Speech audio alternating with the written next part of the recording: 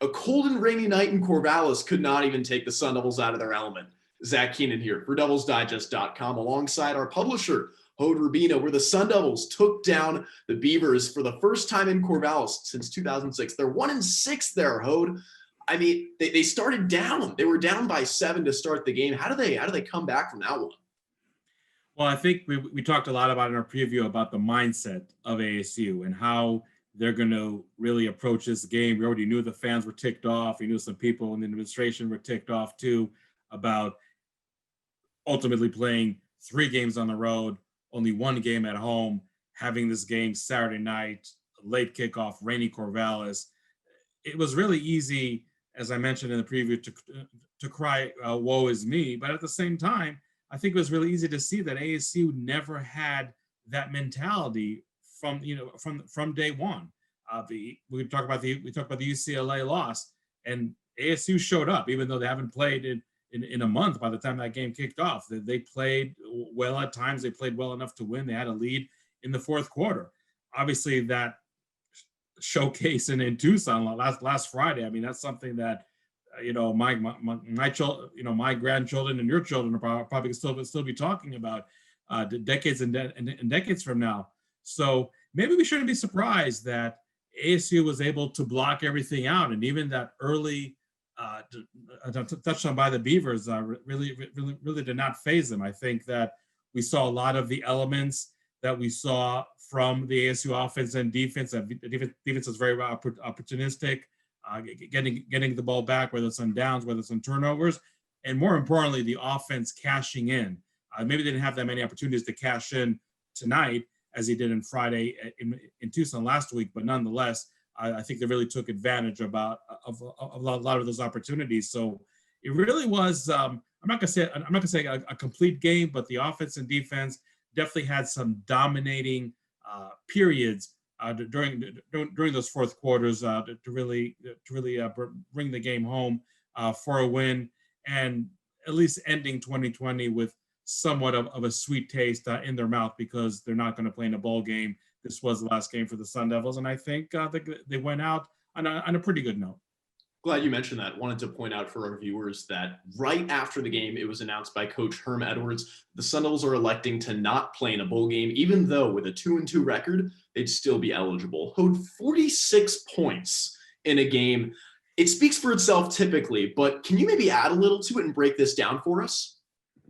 Yeah, I just think it's a really encouraging sign to see that the offense that we thought we were going to see under first-year offensive coordinator Zach Hill, somebody who showed his creativity, the showcasing complex offenses at Boise State for the last couple of years, was really showing to some extent in these last 2 games. Now, I think that the Zach Hill classic offense, if you will, does involve much more passing and really complex pass concepts. When you look at the U of A game, 13 pass attempts total, 11 by Jaden Daniels. Daniels has tonight 15 pass attempts.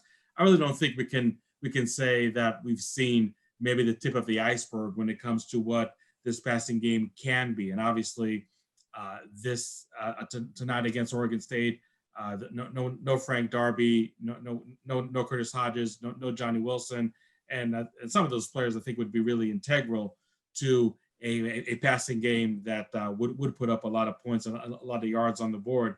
So 139 yards in the air, it's okay, but when you're rushing for 375 yards, when Rashad White is putting up another game for the ages, 158 yards, two touchdowns, 13 attempts, averaging 12.2 yards tonight, and I think just for the entire season, he still was averaging more than a first down, 11 plus yards. Jaden Daniels, 83 yards on only 6 rushes, also scoring 2 touchdowns, averaging over 13 yards.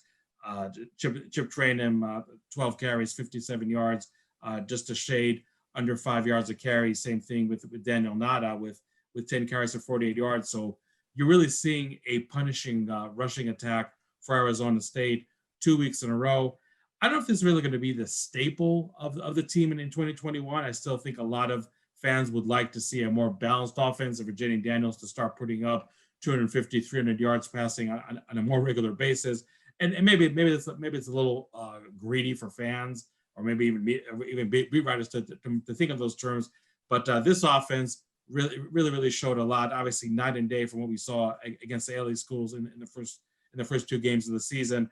But even though this Oregon State defense we talked about in the preview was definitely not stout against the run whatsoever, that shouldn't take away at all from what ASU was able to accomplish on the ground, and the excitement, the genuine excitement, I think fans and coaches and players should have about this rushing attack. And again, I think the passing game is going to be better under a quote unquote more normal 2021 season than what we saw right now. And let's not forget, when you're trying to grasp the complexities and all the nuances of a first-year offensive coordinator and the scheme that they're bringing, it's only natural that the running game would be way ahead of the passing game. And when you play a 4-game season, I think that's what we saw on the offense. But nonetheless, there's really a lot to be encouraged, both in the passing game and the running game for the Sun Devils. Oh, you mentioned a couple of the players that the Sun Devils were without today. Those included Andre Johnson, Curtis Hodges, Frank Darby was on the list, Johnny Wilson. On defense, centerpiece, the linebacker, Darian Butler, and a team captain. He was not with the defense today. How do you think that affected the defense overall? Yeah, definitely. I think both Darian Butler and Michael Matus are huge parts of the run defense, especially Darian Butler. And I don't know if it really was a warning sign to see Oregon State literally just run it down ASU's throat on that first offensive possession to make you feel like, wow, ASU is really going to miss Darian Butler tonight. When you look at their offense, that's maybe the ironic thing, because Oregon State was very, very balanced. 224 yards passing, 250 yards rushing, and Jamar Jefferson, who we thought was going to be questionable tonight, did play, and I thought he played pretty well, even though he didn't score a touchdown, but he only had 103 yards. So maybe Jefferson really wasn't like the problem when Arizona State was really trying to stop the rushing attack for Oregon State. But their two quarterbacks. So first of all, the quote unquote traditional quarterback, Chase Nolan, eight carries for 60 yards. But really, Jack Coletto, I guess a converted linebacker. I mean, I'm not even ashamed we didn't mention him in the preview, because I don't know where he was on the scouting report for the ASU coaching staff, honestly, going into this game. But he really was a thorn in ASU sides. Even though you look at 6 carries for 44 yards, 2 touchdowns. I mean, maybe not gaudy numbers, but it seems like every time Oregon State needed a big play to get a first down, Jack Coletto was really there to deliver. So I think the 33 points scored by Oregon State is probably not a number that we would see if Darian Butler and Michael Matus, or maybe even just one of them, was on the field in Corvallis on Saturday night. So I know maybe some fans, maybe the more skeptical fans, might be talking about, wow, ASU has really a lot to fix in 2021. I don't think I really would go that far. And look, truth be told, and nothing we talked about in the preview, against the LA schools, I don't know if the ASU run defense was really lights out. And even though you look at the USC contest, those big plays in the fourth quarter really via the air and not on the ground that really did tilt the scales in USC's case, for example. Again, against UCLA, it was probably a game that ASU should have run, even though their run defense wasn't really clicking on all cylinders. So I don't know if I really have a lot of negative takeaways or just really big learning points for this ASU defense going into 2021 based on what we saw against Oregon State.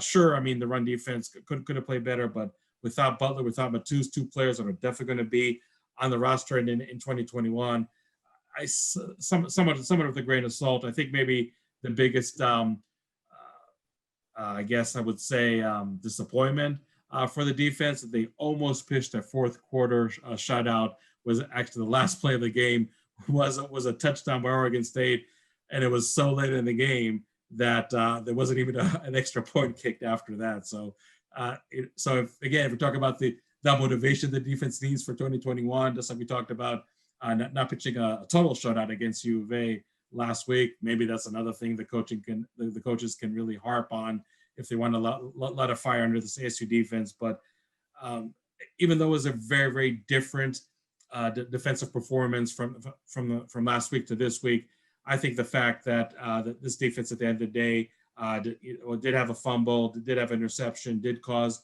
Oregon State in the fourth quarter to turn over the ball on downs. It was a pretty good performance. Obviously, the bar was way too high compared to what they did in Tucson, but overall, the defense definitely had a hand in ASU winning this game ultimately.